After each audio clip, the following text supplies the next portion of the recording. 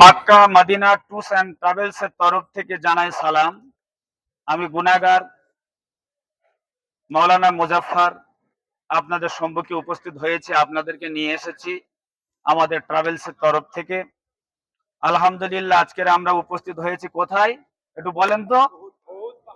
উহুদের ময়দান এবং পাশে আছে উহুদের পাহাড়।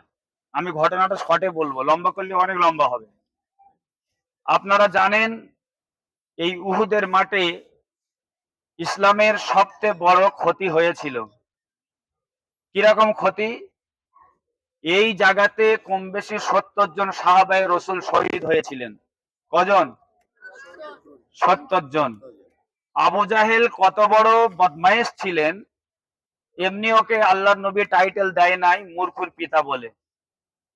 আবু মানে পিতা, জাহিল মানে মূর্খ। এত বড় মূর্খ ছিল, আমার রসুল শত শত মুজেজা দেখাবার পরেও কলমা তার নসিবে জুড়লো না। আমার নবীকে সর্বক্ষমে জাদুঘর বলল, ভণ্ড বলল, অনেক কিছু বলল। যাক, সে তার ব্যাপার, কবরের জবাব সে দেবে। সে আবু জেহেল জাহান্নামী, চির জাহান্নামী। তাকে আমরা আমার রসুলকে কষ্ট দেওয়ার কারণে ধিক্কাবার চেষ্টা করব।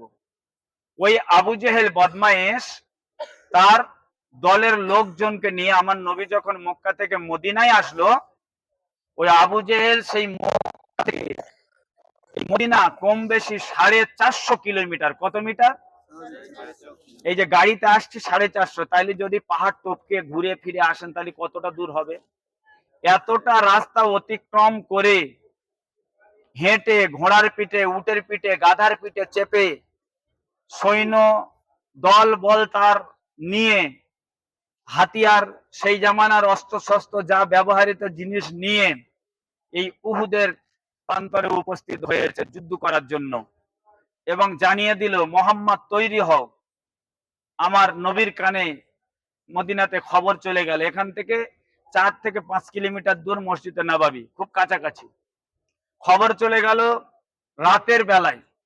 খবর পেয়েছে আবু জেলের দলেরা, আবু জেল শহরে, আবু জেল দল বলেরা এসেছে আটাক মুসলমানদের মারার জন্য।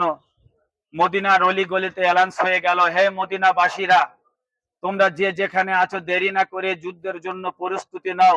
উহুদের ময়দানে যেতে হবে, কারণ আবু জেহেল তার দল বলদেরকে পাঠিয়ে দিয়েছে। আমার নবীর কথা শুনে, সাহাবাদের কথা শুনে যে যে হালাতে বাড়িতে ছিল, কেউ বা ঘরে ঘুমাচ্ছিল, কেউ বা বসেছিল আরাম করছিল, কেউ বা ঘর থেকে বেরিয়ে অন্য কোনো জায়গায় যাচ্ছিল, শোনার সঙ্গে সঙ্গে বাড়ি ঘর, বিবি বাচ্চা সমস্ত কিছু ত্যাগ করে আর এই উহুদের ময়দানের দিকে দৌড়াতে আরম্ভ করেছে। কারণ ইসলামকে জিন্দা করতে হবে, রাসূলুল্লাহর আদেশ মানতে হবে। বলেন সুবহানাল্লাহ। সবাই চলে আসছে, সবাই চলে আসছে সাহাবা কেরাম গণেরা।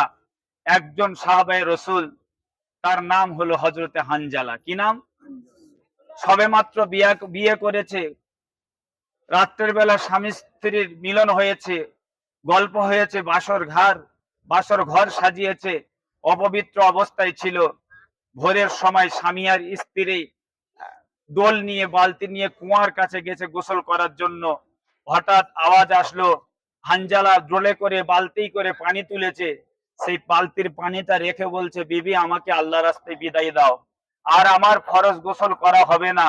কারণ ইসলামের হুকুম হয়েছে, নবীর আদেশ হয়েছে আমাকে যুদ্ধের ময়দানে যেতে হবে। আমি এখানে গোসল করতে গিয়ে যদি দেরি হয়, ইসলামের ক্ষতি হয়ে যায়, রসুল আমার প্রতি নারাজ নাখুশ হয়ে যাবে। বলেন সুবহানাল্লাহ। বিবি বিদায় দাও, বিদায় দাও বলতে বলতে চলে যাচ্ছে। নতুন স্ত্রী, সবে মাত্র একদিন বিবাহ হয়েছে, কি মহাব্বত, চোখের পানি ছাড়ছে আর কাঁদছে আর বলছে, স্বামী আপনি যান, আমি খুশি মনে আপনাকে বিদায় দিলাম, যেহেতু ইসলামের ডাক হয়েছে। হুজুর যদি আপনি ফিরে আসেন তো আপনার সঙ্গে দেখা হবে। ওই সাহাবায়ে রসুল বলল, হানজালা ও বিবি, আমি যাচ্ছি বটে, কিন্তু যদি শহীদ হয়ে যায় কিয়ামতের মাঠে দেখা হবে, আর গাজী হয়ে যদি ফিরতে পারি তোমার সঙ্গে আবার পুনরায় দেখা হবে। বলেন সুবহানাল্লাহ। সাহাবায়ে রসুলরা এই যুদ্ধের ময়দানে আসলো, যুদ্ধ আরম্ভ হয়ে গেল, কাফেরেরা ঝাঁপিয়ে পড়লো। প্রথমে কাফেরদের অনেক ক্ষতি হলো, পরক্ষণে যুদ্ধ ভেঙে গেল, ক্লিয়ার হয়ে গেল, কাফেরেরা পালিয়ে গেল। ওই পাহাড় আছে দেখতে পাচ্ছেন, পাহাড়, এটা উহুদ পাহাড়। এই পাহাড়ের ওই পারে কাফেরেরা লুকিয়ে থাকলো। আর একজনকে পাঠিয়ে দিলে, তুমি যাও, বলো তাদেরকে বোঝাও যে আমি তোমাদের